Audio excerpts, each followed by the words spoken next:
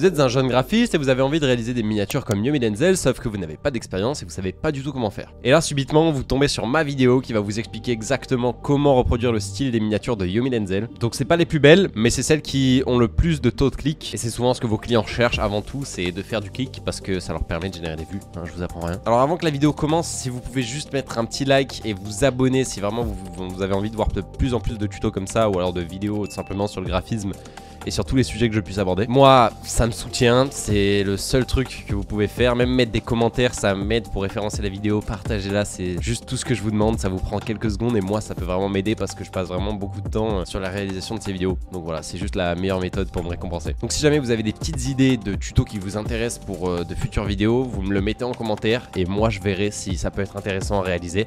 Il y a de très belles vidéos qui arrivent, restez à l'affût, mettez la cloche des notifications pour avoir les notifs. Et nous on perd pas plus de temps, on part sur le tuto, vous allez voir à la fin de la vidéo, vous saurez comment réaliser une miniature comme Yomi Denzel.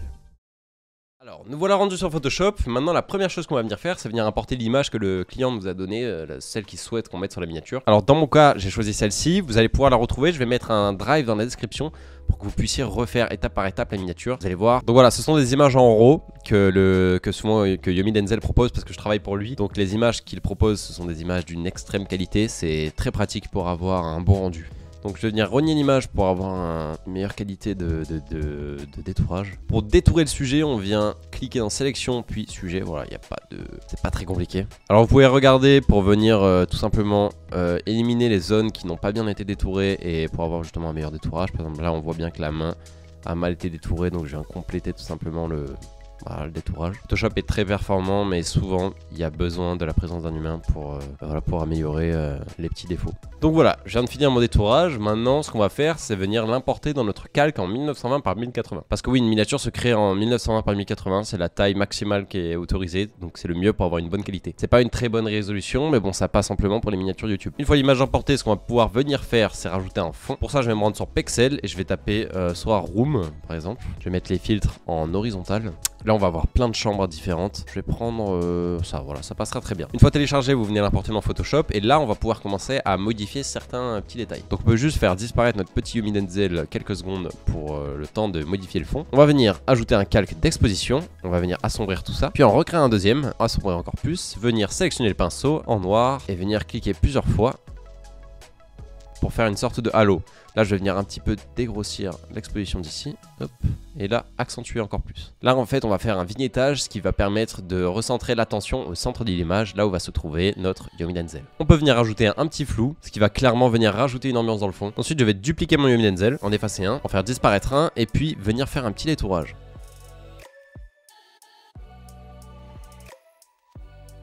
Sur la première image, je vais venir gommer la zone où il tient le téléphone tout simplement. Ensuite, on vient agrandir Yomi Denzel. On vient placer le téléphone là où on souhaite qu'il soit. Là, je viens de remarquer que Photoshop a détouré une zone que je ne voulais pas qu'il détourne. En même temps, la zone est très éclairée et il y a beaucoup d'exposition, donc il a pensé que c'était un fond. Alors que pas du tout, c'était son coup. Donc là, au niveau de la composition, on commence à avoir quelque chose qui est assez sympa. Donc c'est cool, mais bon, il n'y a rien de plus. On va venir ajouter un fil caméra raw.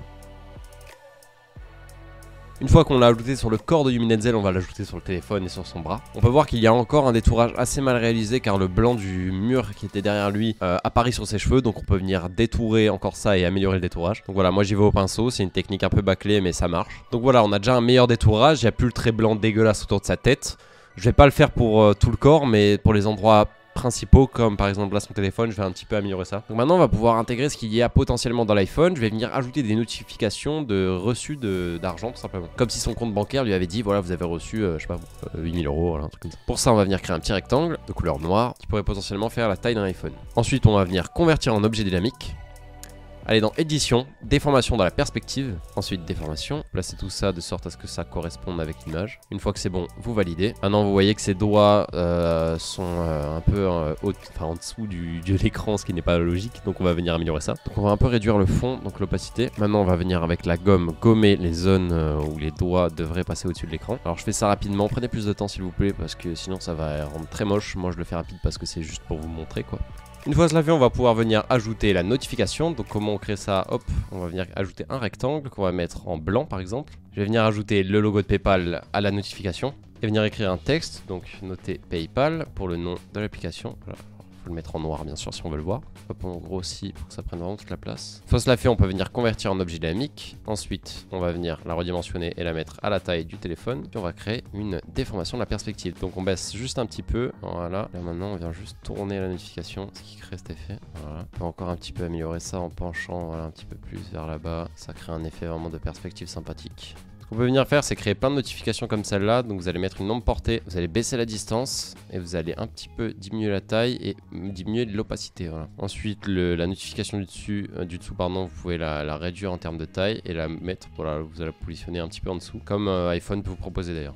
Ensuite, on va rajouter de la light. On va la faire venir d'en haut à droite. Une fois cela fait, on peut venir rajouter des petits éléments comme ces billets verts. Une fois qu'on les a rajoutés, on peut venir les flouter et potentiellement venir rajouter des lights. Bon, voilà, j'ai peut-être rajouté un peu plus de billets que prévu. Voilà, j'ai peut-être dérapé, j'avoue. Mais c'est pour l'exemple. Donc là, la miniature est déjà pas mal, mais moi, je souhaite encore plus l'améliorer. Donc on va venir rajouter une autre light. Qu'est-ce qui va bien avec du bleu? Évidemment, c'est le orange, car c'est une couleur complémentaire. Donc on va venir rajouter du orange. Donc la light va partir d'en bas à gauche et va venir remplir tout son bras gauche.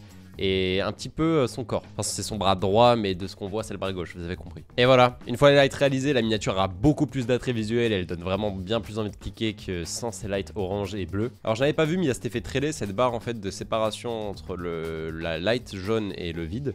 On va juste venir un petit peu gommer ça pour qu'elle disparaisse, voilà. J'avais pas vu, ça rendait très laid. Donc voilà, la miniature m'a été vraiment très simple à réaliser. Pour moi, j'ai fait dans le simple et je suis pas allé très loin dans les détails.